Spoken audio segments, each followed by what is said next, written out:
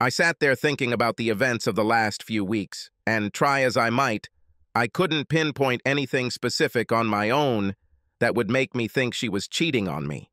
The feeling that filled my being was the result of the addition of many little things that, more than anything else, made me feel uneasy.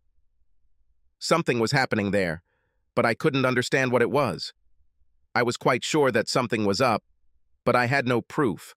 I had no idea who, what, or where this was happening, if that was indeed the case. I even began to doubt my own sanity. Am I reading too much into what's going on? Maybe I'm overreacting, imagining all sorts of scenarios in which she cheated, but with whom? I had no idea, but still my insides were knotted. I felt, rather than knew, that something was happening. Maybe this was the very beginning of an affair, maybe a one-time use. The more I tormented myself with thoughts and fantasies, the more confident I became in a strange way. I had been thinking like this for what seemed like weeks, but how long did it go on before I became even slightly aware that something was wrong? I took another sip of my JD. The ice clinked in the glass, telling me it was time to pour more. I caught the bartender's eye, and he nodded. He slid along the counter and replaced my glass with another double JD on ice. He smiled slightly at me, as if reading my thoughts. He had seen that look many times before. His gaze was supportive and at the same time compassionate, as he recognized the pained look in my eyes. JD's sweet taste warmed my mouth and throat as I took another sip. I should calm down, I decided, looking around the bar and noticing a handful of other people drinking. It was quiet. The low hum of chatter simply filled the room with unintelligible words and added background to my personal growing sense of unhappiness. There was no joy here. The faces of the customers who filled the bar were expressionless. No one stood out. Everyone was plain and average in every way. The only woman in the place, who looked to be in her 40s, a little overdressed for the time of day and place, and who looked perhaps a little desperate, was being treated to drinks by an older guy. He looked like he was hoping for luck, and looking at her, he didn't have to try so hard. I thought she already had his number. The other souls seemed to be simply passing the time, while the rain fell outside and further dampened the mood, and soon each of them would run out of reasons to stay in the sanctity of the bar and head home. I still haven't decided what I'm going to do. So, what's the story? I turned in the direction of the voice. She looked at me and her eyes penetrated deep into my soul. I thought I opened my mouth to speak, but no words came out. She stood in the dimly lit bar, dripping with water, as she began to take off her coat. "What are you doing here, Sammy?" "I was worried about you, and I had an idea that I would find you here. So here I am. Do you want to talk?" I looked at her, and my mind tried to regain some balance as I looked at her. "Are you worried about me?" "Why? What do you mean?" I looked at her, trying to understand what she was thinking, worrying if she was trying to trick me somehow. Can I trust her? I took a sip from my JD and ordered her a vodka and Coke, which the bartender served with some style, smiling at the sight of Sammy. She caught his eye as he serviced her, smiling one of his sweet butter-won't-melt smiles as his gaze slid over her full breasts, jutting out beneath her tight blouse. Sammy waited until the bartender walked away before saying anything else. Her eyes were wary as we looked at each other, uncertainty, fighting for position and advantage. "Well, it all has to do with how you've been acting lately. You look like you have the world's worries on your shoulders. Don't you just want to tell me what the hell is going on?" I looked into her brown eyes for a moment before looking away. She always knew how to read me like an open book. That was what I always liked about her. We got along. We also seemed to somehow understand each other. We had arguments, but we never fought about anything. We've always been direct and honest with each other. Well, up to a point. What was left unsaid was simply understood. "Sammy, I'm fine and we're fine. You don't really have anything to worry about." I looked at her as she took in my words. I could see she didn't buy it. My heart sank and I tried to brush it off, but I could see it wouldn't go away. Sammy took a slow sip from her glass and looked straight into my soul again. "Oh my God, this is it," I thought. She placed the glass on the table in front of her, then clasped her fingers together and leaned forward slightly towards me. "I know. What? I know what's going on. I don't understand what you mean. I tried to bluff. For God's sake, Steve, I know. So let's be honest with each other and stop fooling around. The bartender caught the last few words, and his head turned just enough to try to catch more of what he assumed must have been something juicy. Let's sit in one of the booths. It's too public, in my opinion. I saw the disappointed look on the bartender's face as we stood up and walked across the bar to one of the side booths. We sat opposite each other like prize fighters waiting for the other to strike. Okay, so what do you think you know? I fought in the tournament. Nice try, Steve. You know you can't lie to me. We've known each other too long, and I do. So tell me about it. You know you need to talk to someone, so put it out there. I've known Sammy since I was 17. She was always there and had a bit of a crush on me for a time when I started dating her sister Claire. Claire was 3 years older, and we started dating when we were both 20. Sammy and I always got along, much to the displeasure of her older sister. They were as different as chalk and cheese in many ways, but their personalities were common, as evidenced by the many quarrels between the sisters over the years. 2 years later, we were married and had what I thought was an idyllic future. We both worked decent jobs and earned enough to at least make life comfortable. My sister-in-law Sammy had fun in her late teens and early 20s, and now, at age 25, was looking for something more grown-up. I felt like she had sown all her wild oats and turned into someone that I thought any guy would be lucky to get close to. Claire and I have been married for 5 years. Well, we'll be 5 in a month when our anniversary arrives. That's if we go that far, I thought. Sammy is a very attractive woman and someone I considered a friend as well as my sister-in-law. I looked at her, and my eyes began to fill with tears as I searched for words to explain how I felt, but still, her words, "I know," rang loud and clear in my head. She reached across the table, and her fingers stroked mine before squeezing them tightly, a sign of support, and even more as I felt my heart slowly breaking. "Okay, Steve, if you don't tell me, then I will. She's cheating on you. I think you know this." "Of course I know. What are you going to do about it now?" My eyes widened when I heard those words, but still refused to understand as I stubbornly tried to make sense of what I knew and what it meant. I didn't want to hear anything anymore. In my opinion, if I didn't really know, then it couldn't have happened, and then it couldn't have hurt me. I wouldn't have to deal with it either. Sammy looked at me. She saw the glassy look I gave her. Was it shock or denial? "Steve, I love you dearly, but for God's sake, wake up. I'm sure it's some kind of misunderstanding or something." I tried to slip it under my arm and also tried to mislead myself even more. Sammy's eyes suddenly flashed with rage. She reached out and hit me in the face, damn hard. The bartender looked at me and stopped wiping the glass he was holding in his hand. "Is everything all right there?" I raised my hand. "Yes, of course. There are no problems here." I raised my hand to my cheek. The heat of the slap made it glow, and I was sure Sammy's perfect handprint was there too. "Sorry, Steve, but you drive me crazy sometimes. You know how much I care about you, and I can't stand to see you hurt like this, so be wise and courageous. This is happening, and we need to do something about it." I swallowed, rubbing my cheek, and the gravity of my situation began to dawn on me as the pain of her slap shot through my brain. "Okay, I'll start. I'm sure you at least suspect something, but I'll continue anyway. A few weeks ago, I was with her when she got a call on her cell phone. She left the room to answer, which was a strange thing to do, wasn't it? We're sisters, damn it. What could she be hiding from me? I nodded, fearing the worst, but as I sipped my JD, she continued. "I just thought it was weird, so when I had the chance, I checked her phone. She's so trusting.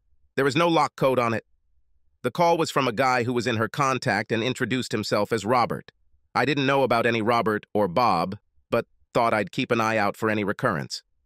"So who was this guy, Robert or Bob?" I asked, trying to rack my brain for any information about this name. I actually found out who he was about a week later. "This is a guy she knew years ago, before she even started dating you. Anyway, it looks like he contacted us through one of those social networks or a chat site or something like that. It looks like they've been messaging each other for a few weeks now, too. But I didn't know anything about it. All I knew was that there seemed to be little things going on that somehow stayed apart. Yes, I know, but it was all part of what they did. Nothing obvious, but it just seemed like everything was falling into place for them. So it's just a couple of friends texting each other. Reliving old times or something? Yes, it seems. Anyway, that's how it all started. Are you saying that something happened? Yes. Are you saying that you didn't notice anything suspicious?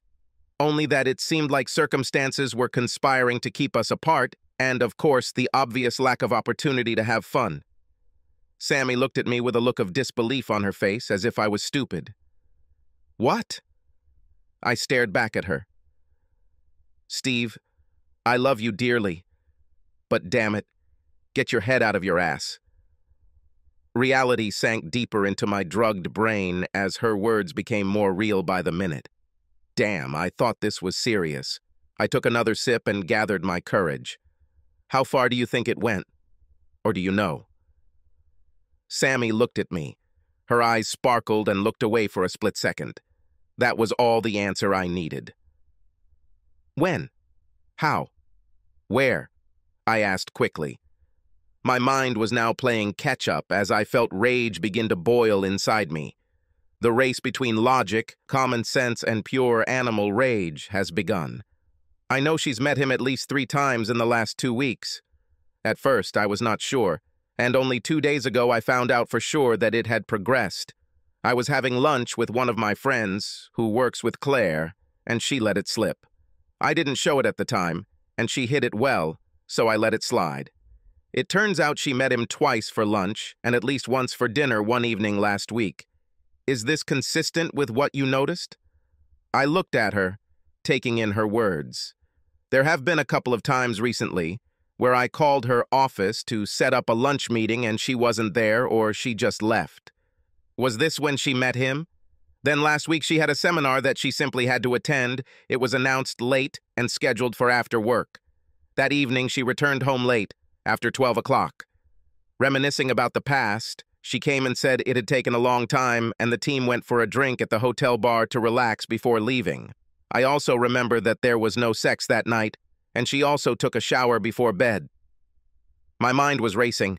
My brain was confused as I perceived these hurtful facts, each of which increased the agony and turned the knife that was firmly stuck in my heart.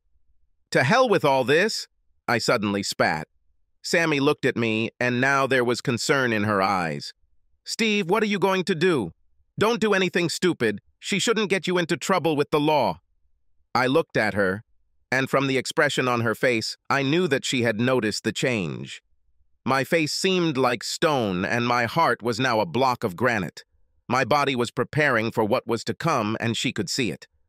To hell with all this. I will not put up with this under any circumstances. This will stop.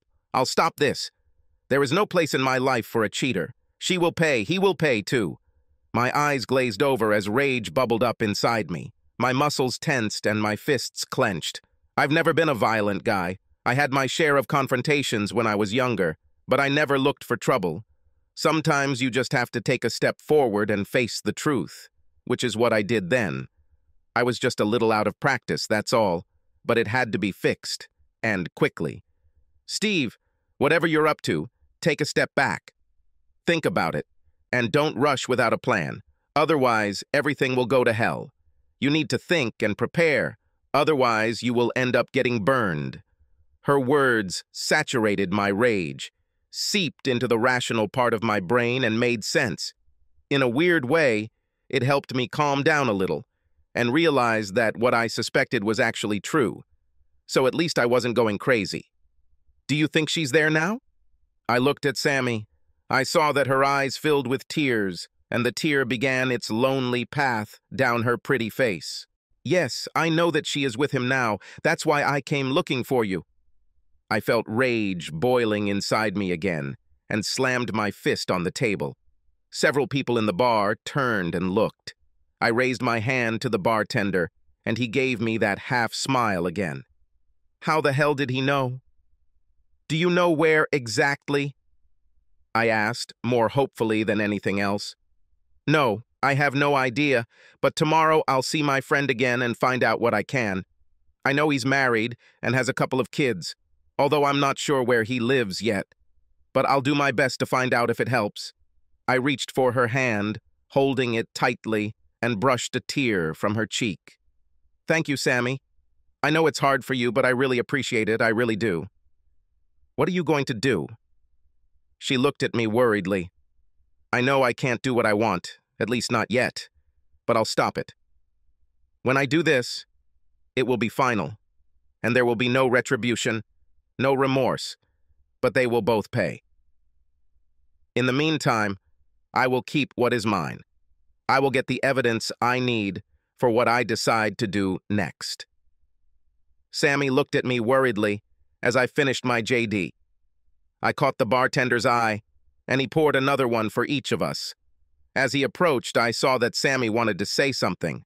I raised my hand to stop her until the drinks arrived. I handed him a banknote. Keep the change for yourself. He nodded and left. So, how long will it be before you come face to face with her? I have a lot to think about. I'll make a couple of calls tomorrow while I do what I need to do with my assets.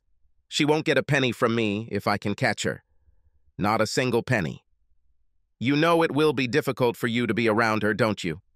Yes, I understand that, but in any case, in a sense, this has been the case for the last few weeks.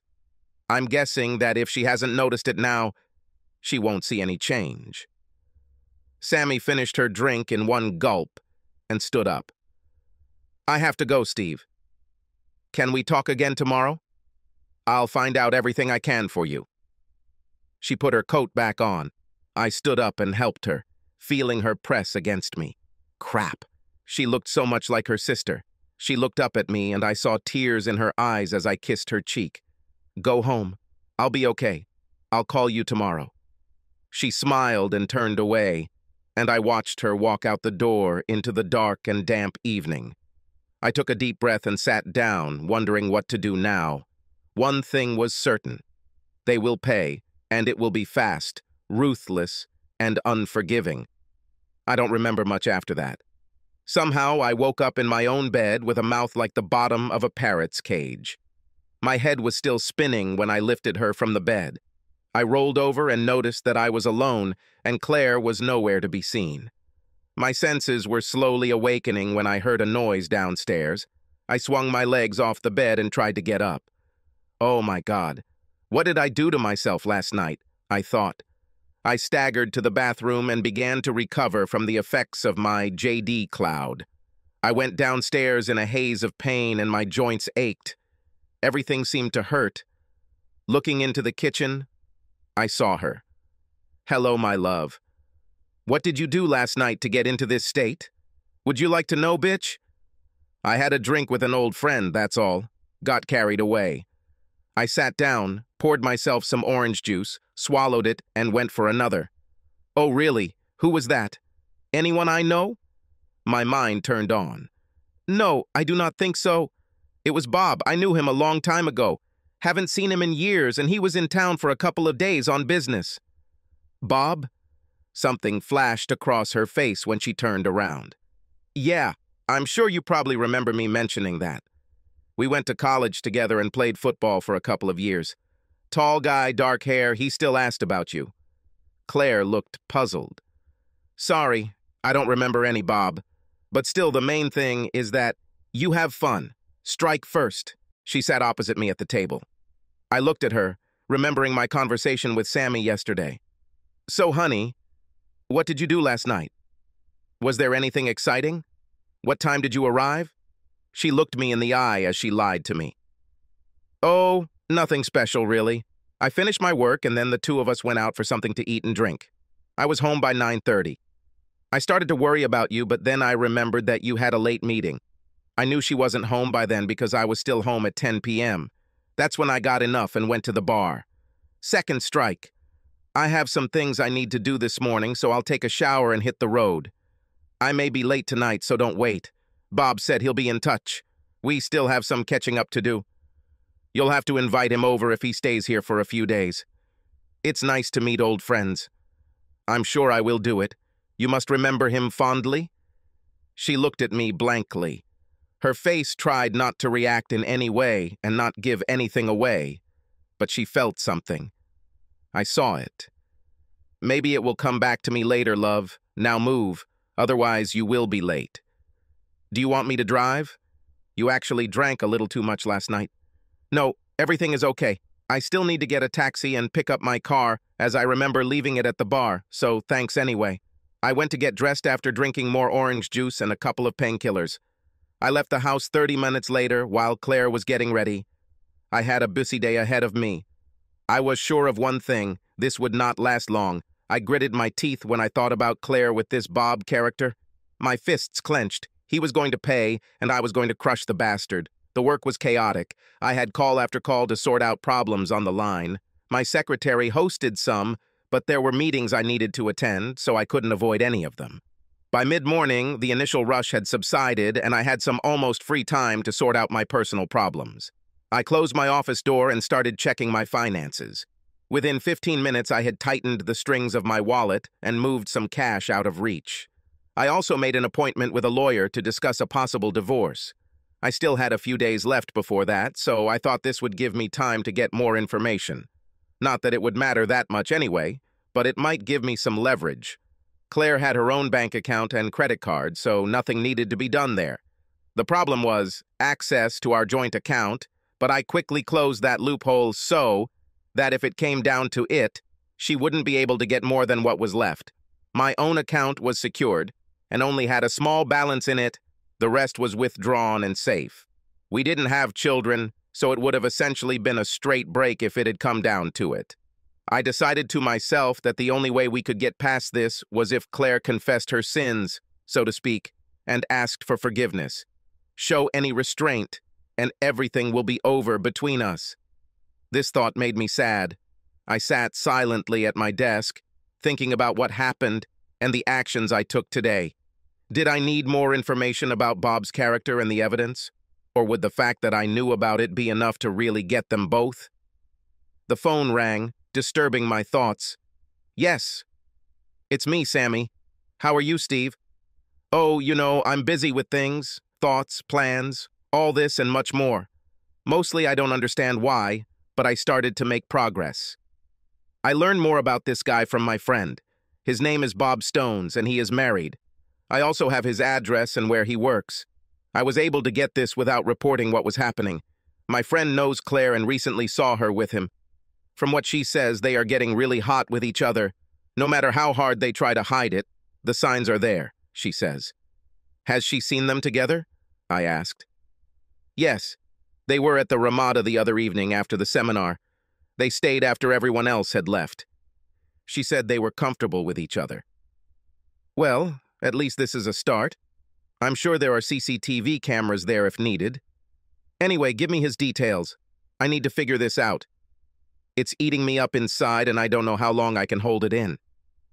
Sammy handed over her details, and within minutes I found his social media page and received his photo. It was then that I thought I remembered his face. It was familiar, but where and when had I seen this face before? I looked at my watch. It was almost lunchtime, and I decided to call Claire to maybe meet up or just to stir the pot a little. My heart went cold when I called. The knot in my stomach felt like it was about to burst when I heard her answer. Hi, darling, she cooed, recognizing my number. Hey, baby, what are you doing for lunch? I was wondering if we could meet if you're free. Oh, sorry, dear. I have an appointment in 30 minutes that will last until the end of the day. I was going to grab something quick at the grocery store next door. Everything is fine. What is this meeting about? Anything exciting? Same old routine with a new client, that's all. I think it's Mr. Stones. Her words pierced me like a knife. Bitch! She almost shoved it in my face, telling me who it was. I held my breath for a few seconds, trying to control myself. Cute? Are you here? Her voice sounded in the earphone. Yes, I'm here, you fucking bitch! Strike 3! You and Mr. fucking Stones will get yours very soon. No fucking reprieve and no mercy. Complete scorched earth. Yes, darling, I'm here. Sorry, I got distracted by something I was just thinking about. Look, I have to go, and I know you have to get ready for your meeting too, so have fun, and I'll see you later. Okay, bye. Love you. Bye. I hung up. I was seething with anger and sat gritting my teeth when my secretary poked her head through the door. Steve, I'm going to that grocery store down the street. Do you want me to buy you something? I thought for a moment. Yes, buy me anything. Surprise me. The main thing is that it is large, filling, and with a lot of red meat inside. I feel like I want to sink my teeth into something. She looked at me strangely and nodded. As she closed the door, it seemed to her that her boss was acting a little strange. He had been locked up all morning, businesslike. Yes, but there was something else. Something was brewing. She just knew it. Sammy called her sister's office and walked into the lobby to see her sister exit the elevator and walk toward the front door next to a tall, dark-haired man. He looked to be about 30, that is, a couple of years older. She recognized him after seeing his photo on the internet. Bob Stones. She stood in front of her sister, who jumped in surprise when she saw her. Sammy, what are you doing here? Sammy looked at her sister, seeing her discomfort at having her obvious plans ruined. I just thought I'd pop over to see my sister and maybe go have lunch. She smiled innocently. Well, Mr. Stones and I are having a business lunch, so maybe another time. He extended his hand to her. Bob Stones, nice to meet you. Nice to meet you, Mr. Stones. How long have you known Claire? He looked a little confused by her question. Claire started to pull her away. Listen, Sammy, we need to go. We have a meeting. See you soon. Sammy smiled as she watched the couple walk out the door and into a waiting taxi. She noticed her sister looking back at her as it drove away. I sat in my office, chewing a huge piece of pie. It was stuffed with red meat, and I smiled to myself as I slowly bit into it, savoring it and thinking about my next steps. Sammy confirmed that Claire had left her office, so I called her secretary and found out that she would be gone all day. Well, isn't this damn great? As far as my finances are concerned, everything was settled. I had a locksmith on speed dial and agreed ahead of time on what was required. My lawyer was on edge and ready to act as soon as I gave him the rest of the information he requested. Okay, tonight was supposed to be the first step. I was going to really mess around with this couple for a while before I pulled the trigger. My old man always told me, don't let them know that you are following them. Just take route number 1, be straightforward and destroy the bastards to hell. A person who has few, to say the least, direct words. Maybe it was something I had forgotten about recently, but it was getting damn close. It was on its way. That evening I was at home. When Claire walked through the door, she looked beautiful. Nothing unusual, she smelled normal too, until I went up to kiss her. It was the unmistakable smell of men's cologne, faint, but still noticeable. She noticed that I was looking at her. I didn't say anything, kissed her lightly on the cheek, and headed for the door. Where are you going? Are you okay? I am fine. I have a problem that I need to deal with, that's all. Just going to see Jerry. He invited me to play poker with a couple of guys from work. I thought it would do me good. It won't be too late. With that, I closed the door behind me and, gritting my teeth, got into my car and slid down the driveway. I drove to Jerry's, pulled up in front of his house, and he led me through the door into his garage. Jerry and I have a long-standing relationship. He always sailed with the wind and had gotten into trouble with the police in the past. But given his special combat training, he was the perfect friend for what I had in mind. You don't mess with a cage fighter. Jerry was a big guy, a little over 6 feet tall and weighing about 198 pounds. All muscle, not the kind of guy to mess with, trust me. With a personality to match his size, he was formidable. But we had been firm friends since school. I called Jerry earlier, and he offered to help in any way. No questions asked, no matter what. I needed this kind of support. We quickly slipped into the garage, and I changed into dark overalls and a matching ski mask. We were like two mime performers standing and looking at each other. Not a word was spoken as we climbed into the nondescript used car he had procured. There was nothing remarkable about her. As we walked slowly across town to the address Sammy had given me, we still didn't say a word. We agreed on the format in advance, so there was no need to say anything more. Jerry stopped the car near Bob Stone's house.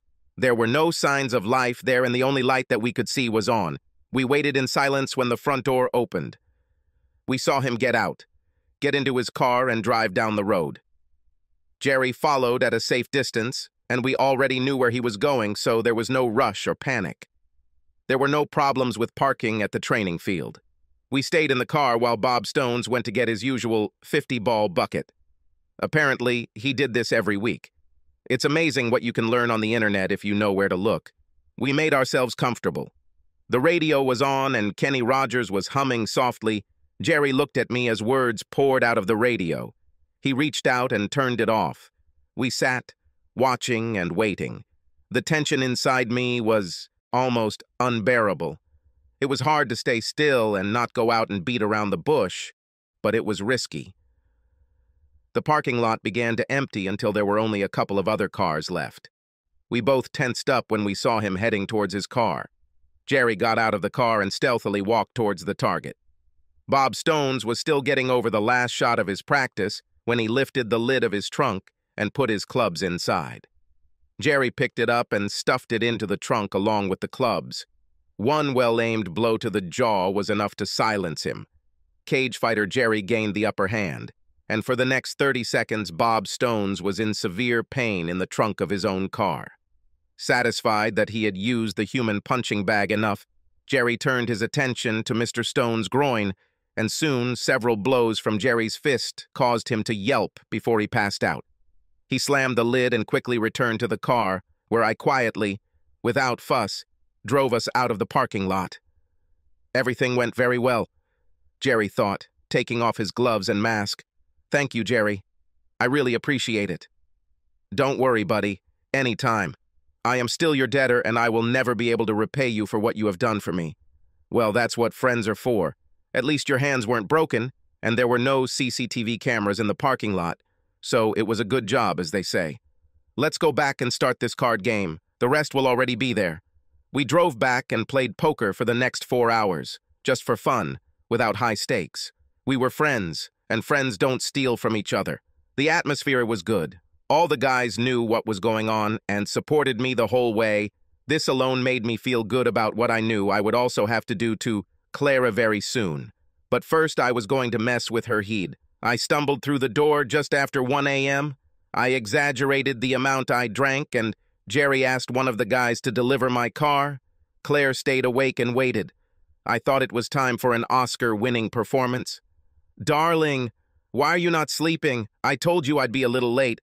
Are you okay? She looked at me intently. Jerry and the guys just dropped me off in my car, scared that I hit JD a little hard again.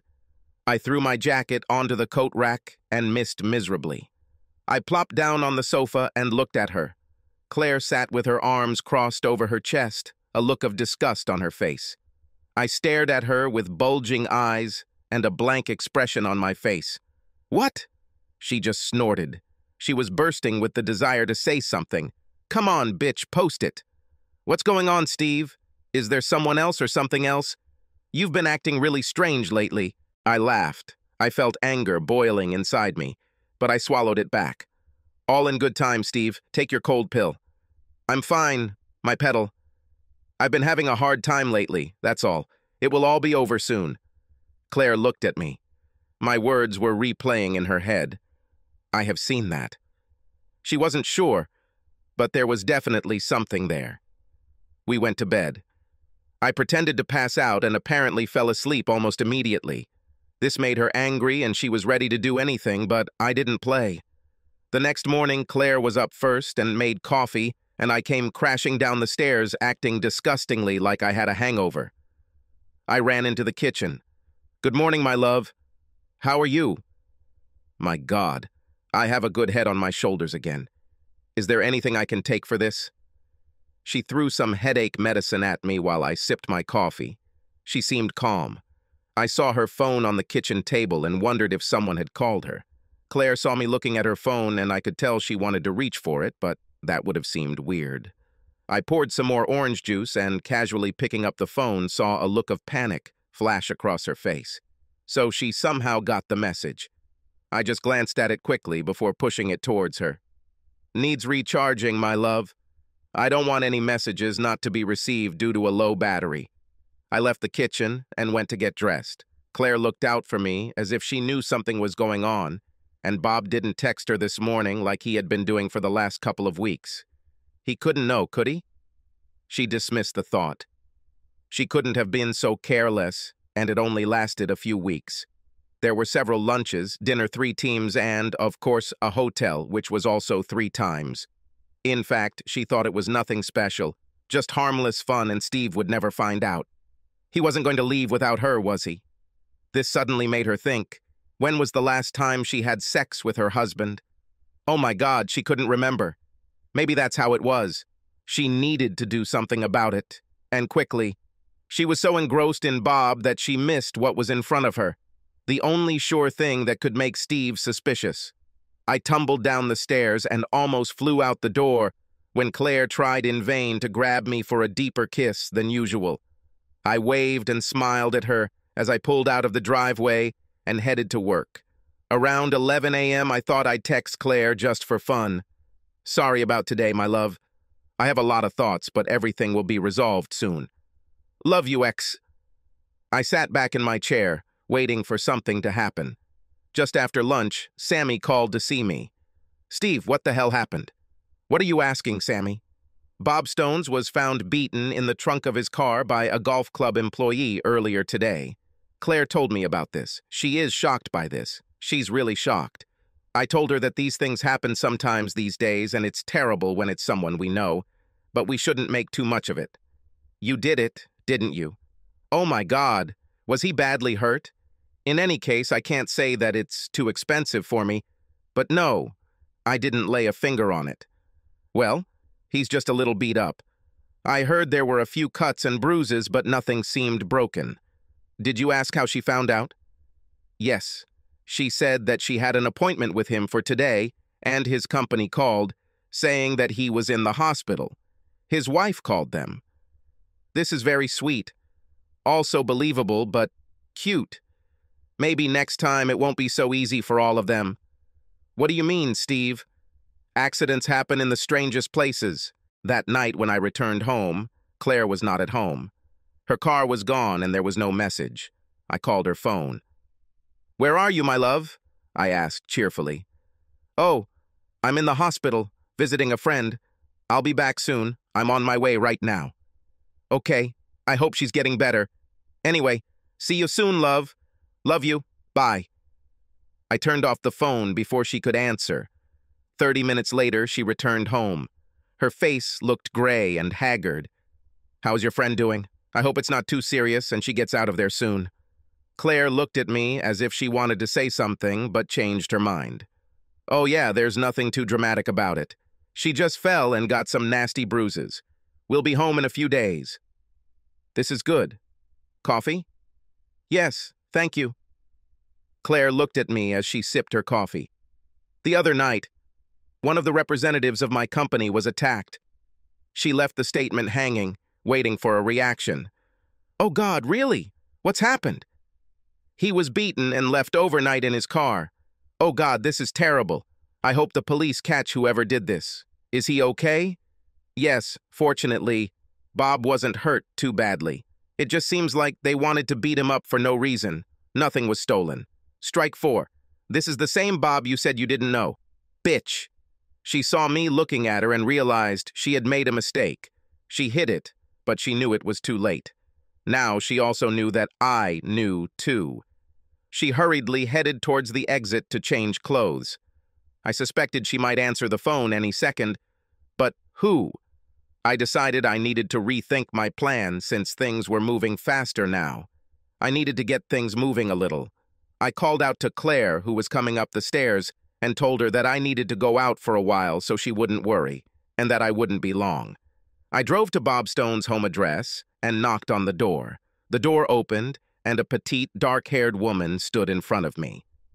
Mrs. Stones, you don't know me, but I have to tell you something that is quite delicate in nature. Can I come in for a minute? She looked at me nervously, but at the same time intrigued and wary.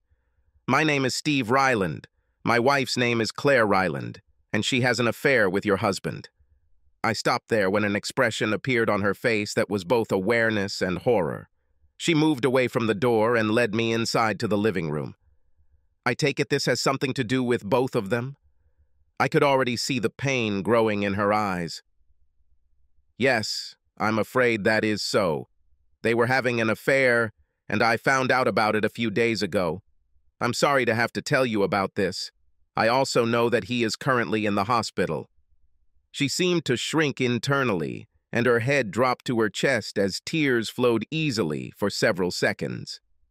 I knew it. I knew he was at it again, she spat. I'm going to divorce Claire. She's had enough chances to confess everything, and I can't stand her lies anymore. I'm not too sure how long this went on, but it's enough for me that she betrayed me and that I can't forgive or forget. Does this have anything to do with the beating he suffered last night? I looked into her pleading eyes and quickly decided on my actions. I don't know about that. I didn't even lay a finger on him. For me, it happened so quickly that I myself am still in shock. Whoever did this is fine with me. Sorry, but that's exactly how I feel. Could he also be flirting with someone else's wife? Nothing surprises me. Well, he can keep his sorry ass on the other side of my front door. I've had enough of this. That's why we came back here, because he cheated. I left her still spitting fire after I gave her the number of my locksmith and my lawyer, too. Honey, oh my God, what a mess. I jumped into my car and headed to the hospital, which was only 10 minutes away. I got there faster. I walked through the lobby, almost smiling, as if a layer of stress had begun to lift off me. I squeezed into the elevator and went up to the room on the 4th floor, where a certain Mr. Bob Stones was. I checked the patient lost and found him in a side room. I slipped past the nurse's station unnoticed, entered his room, and carefully closed the door behind me. When I entered, he looked at me questioningly. I walked over to his bed, looking at his bandaged face. One eye is closed, the other is bloodshot, and he looks at me, trying to focus. Jerry did a really good job, I thought, as I looked him over. You look like you don't recognize me, Bob? Think a little. I'll give you time.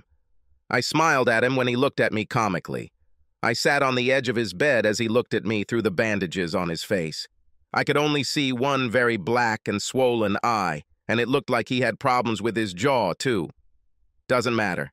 I looked at the raised bedding supporting the weight of his lower body. Oh my God, this looks disgusting. It hurts, doesn't it? When I took the emergency button from him, throwing it under the bed, I poked him in the ribs and he squealed like a little pig. So, you still thought about who I could be, Bob? Do you want a hint? Still the same confused look on half of his face in bed. Let me think. Oh yes, this might help. How about you think about all the married women you've had sex with and how many marriages you've ruined? Is this a good enough starting point?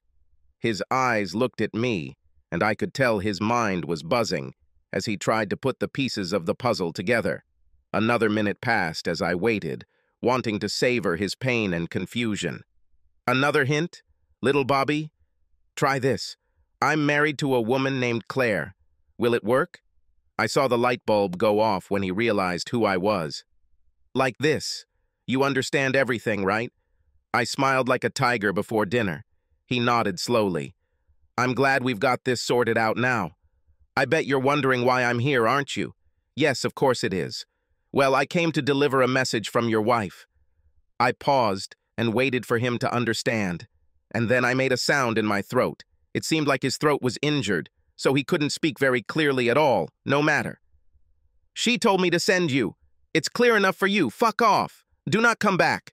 The divorce will be sent by mail. Oh, and by the way, screw you. I saw a tear flow from the only eye I could see. I started laughing. He couldn't move, and I laughed some more. Watching him struggle, I leaned over him and looked into his one eye. I'm divorcing my wife because she had fun with a scumbag like you, and this is just the beginning for you, my friend. We will meet many more times. Of that you can be sure. I will ruin your life like you ruined mine. I'll never stop, so start running. Oh, and by the way, I didn't do this to you, just so you know. I wanted him to wonder who it was. I raised my fist as he watched and slammed it hard into his one open eye. I felt something crunch, no big deal, and then another quick blow to my balls. He screamed and then lost consciousness. I got up and left the room. Satisfied? Not in the slightest, but it was a start. He could lie there, knowing he screwed up and not being able to do anything about it. No one saw me leave, and if they had, they would have seen the big smile on my face. I drove home slowly to deal with the other half of my problem. My inner anger was under control because once the retaliation began, it was simply a course of action that would run its course, which I will follow and enjoy for the most part. I was sad at the end of my marriage, but as much as I hurt at that moment, I knew there was never going back after her betrayal. My only consolation was that the parties who hurt me would feel it to a much greater extent. I do not forgive. There was a note on Bob Stone's card that we would meet again. I parked my car in the driveway of the house. Claire's car was parked where she had left it no more than 2 hours ago, and I absent-mindedly tapped the hood as I passed her on the way to my front door. I put my key in the lock and thought this might be the last time I do this as a married man. My heart suddenly felt like lead when I walked inside. It was as if all the worries of the last few days suddenly became real and incredibly heavy on my shoulders as I slowly walked towards the living room. As I approached the door, I heard the TV murmur in the corner of the room. I stood motionless, staring at her. Claire sat perched on the sofa. Her behavior was filled with fear and trepidation, as if she was waiting for the axe to fall. She had a feeling that something was wrong, as if the game was over, but nothing had been said yet. She was trembling with excitement, trying to remain calm, and I stood and watched her. She raised her head, and I saw fear in her eyes. Her mouth tried to say something, but nothing came out. I walked into the room and then walked past her, getting myself a drink. I placed my glass with a large amount of JD with ice on the coffee table between us and sat down. My eyes looked at her, absorbing her fear, and perhaps I sensed a bit of defiance too. I said nothing as I reached for my drink and took a slow sip. The drink warmed the back of my throat as it slid down, my eyes boring into her without blinking. She waited. Let this bitch wait, I thought, taking another sip, still silent. My face was expressionless as I watched the woman I loved so dearly stare back at me. My heart was still filled with deep feelings for her, but was now balanced by the pain she had caused me for no good reason. Now she would begin to feel my pain, too. I stared at her, but she saw nothing in my face that would give her any reason for optimism. So much has already been said between us, without any words at all. Claire seemed to pull herself together and straighten up as she apparently decided to be bold. She had no idea what I knew and could no longer bear the accusing silence. Where did you go? Her eyes betrayed her concern, while I sat motionless and silent. Talk to me, damn it, she stammered. I took another slow sip of my JD. I really love JD after a busy day, I thought as I watched her get more and more stressed. What's wrong with you, Steve? She hissed, angry at my silent treatment of her. Okay, Claire, I'll tell you where I went if you also tell me where you were, okay? She looked at me hesitantly and warily as her mind began to race, like two prize fighters weighing each other, not sure who would make the first move, fearful of a counterpunch. I told you I was in the hospital and visiting a friend. What does all of this mean? She leaned back in her chair, crossing her arms, pleased with her first throw. I took another slow puff of my JD. Honey, I just knew you would say this. Do you want to try again? She watched my calm speech, and I saw fear flash in her eyes. Now she was scared. I was with my friend, as I already said. What is wrong with you? And again, she thought she had brushed off the question and turned it back to me. Okay, Claire, enough of this nonsense. I'll tell you where I went, okay? It will be easier for you to understand what we are getting at. I myself was visiting a friend.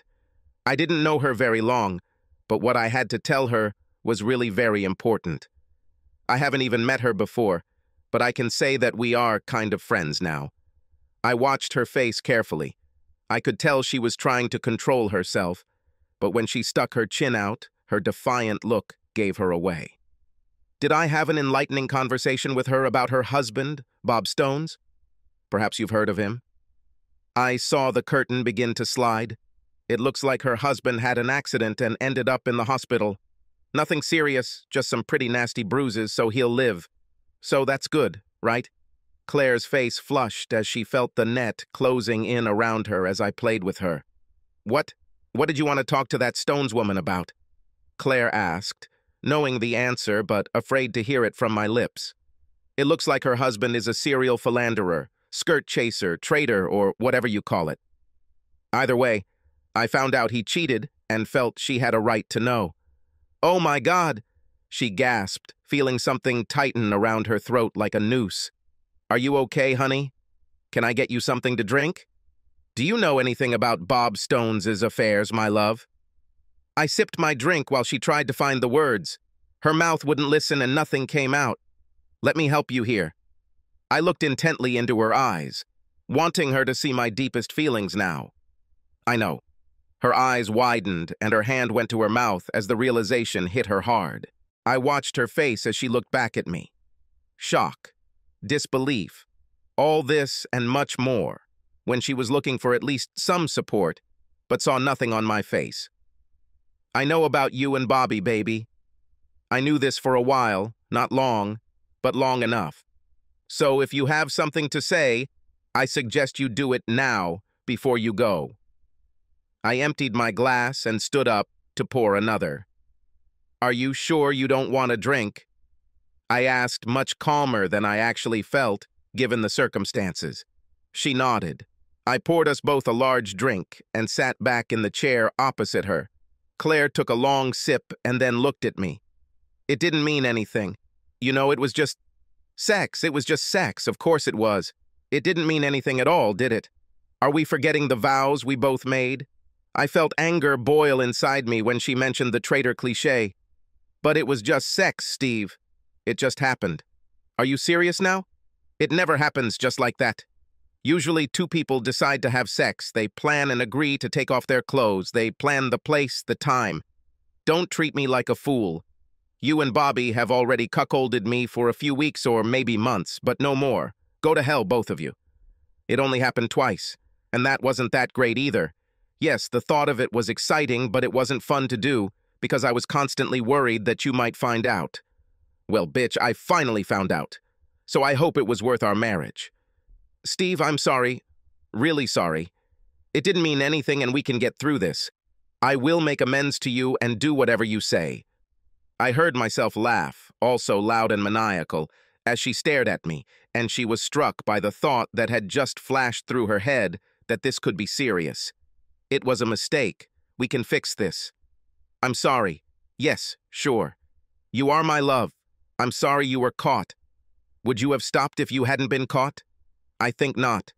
All the old cliches fall so easily from the lips of a cheater, just like all the lies you've told me and others since this started. It becomes second nature to you. The only person who will swallow your lies here is yourself. Honestly, you are not the woman I fell in love with and married. I don't recognize you now. She looked at me as those words and the depth of my heart began to penetrate her deceptive facade. Crap! This was serious. What can I do, Steve? Will I do anything? It's okay, we're done. While I was gone, I called Sammy. By the way, she knows too. She'll be here in a few minutes to pick you up. But, where will I go? Are you kicking me out? She looked at me when she began to go into shock. You can go wherever you want, you damn cheater, even back to the hospital to see your boyfriend. I don't care. The main thing is that you fuck off. We're done. I finished my drink and placed the glass on the table with a thump to emphasize the end of the conversation. Claire sat looking at me, stunned, when there was a knock on the door. I stood up, walked over, and said hello to Sammy. How did everything go? She asked as we entered the living room and looked at her sister, who was now sobbing nonstop, her shoulders shaking. Just get her out of here, Sammy. Sorry to be blunt, but if she doesn't leave, I'm afraid of what I'll do to her. As much as I hate what she did, I still care about her. Please hurry up. Thank you for this, Sammy, and I will get back to you soon. I poured myself another drink while Sammy bustled around packing Claire's things for the next few days. I listened to my wife sob while watching her sister gather her things and stuff them into a couple of suitcases. It took less than 10 minutes to get her out of my house. A longer battle would be to cut her out of my life forever and erase the pain. Retribution will help with this. That was all I had to wait for now, plus another hardcore JD. I looked at the flames of the funeral pyre I had built in the backyard. Everything that belonged to Claire was now on fire. There is no way I would let that bitch come back into my house. Fuck you, bitch! I finished the bottle and threw it into the fire.